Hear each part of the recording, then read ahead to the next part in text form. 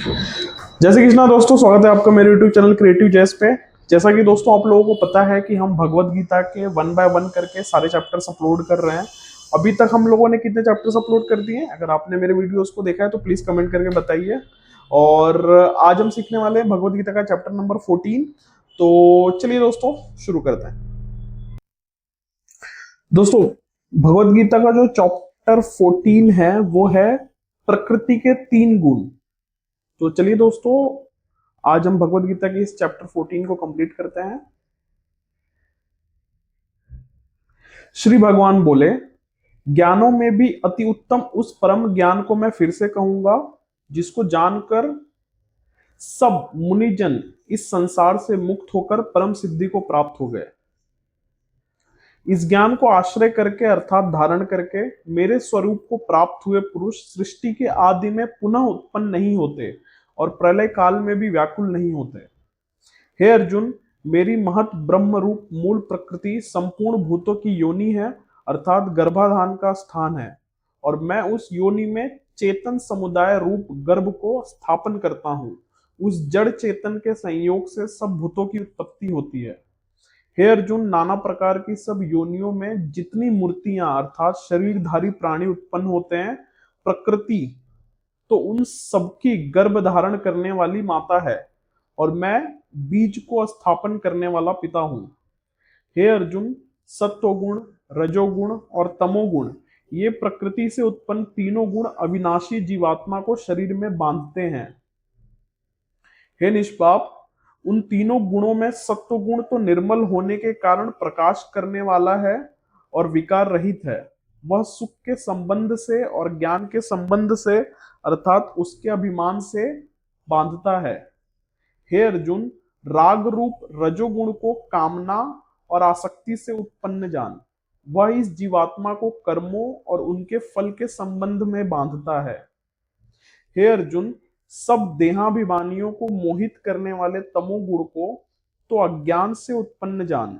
वह इस जीवात्मा को प्रमाद, आलस्य और निद्रा द्वारा बांधता है। हे अर्जुन, सत्वगुण सुख में लगता है और रजोगुण कर्म में तथा तमोगुण ज्ञान को ढककर प्रमाद में लगता है। हे अर्जुन, रजोगुण और तमोगुण को दबाकर सत्वगुण और सत्वगुण और तमोगुण को दबाकर रजोगुण, वैसे ही सत्वगुण और रजोगुण को दबाकर तमोगुण होता है अर्थात बढ़ता है। जिस समय इस देह में तथा अन्य अंतःकरण और इंद्रियों में चेतनता और विवेक शक्ति उत्पन्न होती है, उस समय ऐसा जानना चाहिए कि सत्वगुण बढ़ा है। हे अर्जुन, रजोगुण के बढ़ने पर लोभ, प्रवृत्ति, स्वार्थ बुद्धि में कर्मों का सकाम भाव से आरंभ होता है, अशांति और विषय भोगों की लालसा उत्पन्न होती है। हे अर्जुन, तमोगुण के बढ़ने पर अंतःकरण और इंद्रियों में अप्रकाश, कर्तव्य कर्मों में अप्रवृत्ति और प्रमाद अर्थात व्यर्थ चेष्टा और निद्रादि अंतःकरण की मोहिनी वृत्तियां, ये सब ही उत्पन्न होते हैं। जब यह मनुष्य सत्वगुण की वृद्धि में मृत्यु को प्राप्त होता है, तब तो उत्तम करने वाले कर्मों के निर्मल दिव्य स्वर्गादि लोगों को प्राप्त होता है। रजोगुण के बढ़ने पर मृत्यु को प्राप्त होकर कर्मों की आसक्ति वाले मनुष्य में उत्पन्न होता है, तथा तमोगुण के बढ़ने पर मरा हुआ मनुष्य कीट, पशु आदि मूढ़ योनियों में उत्पन्न होता है। श्रेष्ठ कर्म का तो सात्विक अर्थात सुख, ज्ञान और वैराग्यादि निर्मल फल कहा गया है। रजस कर्म का फल दुख एवं तामस कर्म का फल अज्ञान कहा गया है। सत्व गुण से ज्ञान उत्पन्न होता है और रजोगुण से निसंदेह लोभ तथा तमोगुण से प्रमाद और मोह उत्पन्न होता है और अज्ञान भी होता है। सत्व गुण में स्थित पुरुष स्वर्गादि उच्च लोगों को जाते हैं। रजोगुण में स्थित राजस पुरुष मध्य में अर्थात मनुष्य लोक में ही रहते हैं, तथा तमोगुण के कार्य रूप निद्रा, प्रमाद और आलस्य आदि में स्थित तामस पुरुष अधोगति अर्थात कीट, पशु आदि नीच योनियों तथा नरक को प्राप्त होते हैं। जिस समय दृष्टा तीनों गुणों के अतिरिक्त अन्य किसी को करता नहीं देखता और तीनों गुणों से अत्यंत परे सच्चिदानंद घन रूप मुझ परमात्मा को तत्व से जानता है, उस समय वह मेरा स्वरूप को प्राप्त होता है। यह पुरुष शरीर की उत्पत्ति के कारण रूप इन तीनों गुणों को उल्लंघन करके जन्म मृत्यु वृद्धावस्था और सब प्रकार के दुखों से मुक्त हुआ परमानंद को प्राप्त होता है।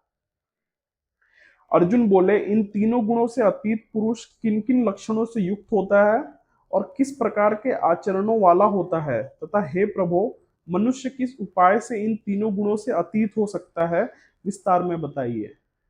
श्री भगवान बोले, हे अर्जुन, जो पुरुष सत्व गुण के कार्य रूप प्रकाश और रजोगुण के कार्य रूप प्रवृत्ति को तथा तमोगुण के कार्य रूप मोह को भी न तो प्रवृत्त होने देता है और न उनमें द्वेष ही करता है,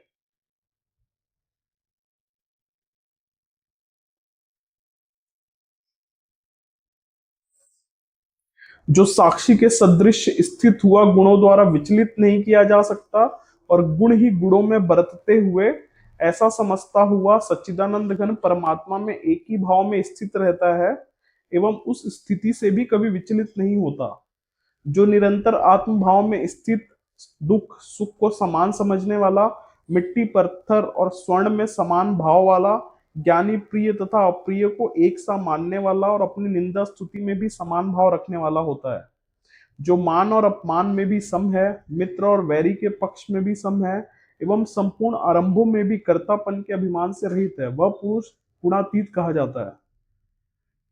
और जो पुरुष अव्यभिचारी भक्ति योग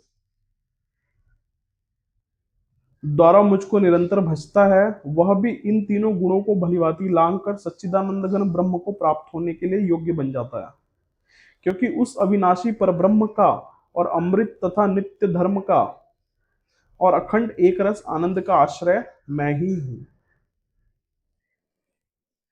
तो दोस्तों, इस प्रकार हमने भगवत गीता के चैप्टर 14 को भी कंप्लीट कर लिया है। दोस्तों, अगर आप लोगों को मेरा ये सीरीज पसंद आ रहा है तो प्लीज मेरे चैनल को लाइक कीजिए, सब्सक्राइब कीजिए और अपने एक दोस्त के साथ जरूर शेयर करना दोस्तों, जिसको इसकी खास जरूरत है। जय श्री कृष्णा दोस्तों।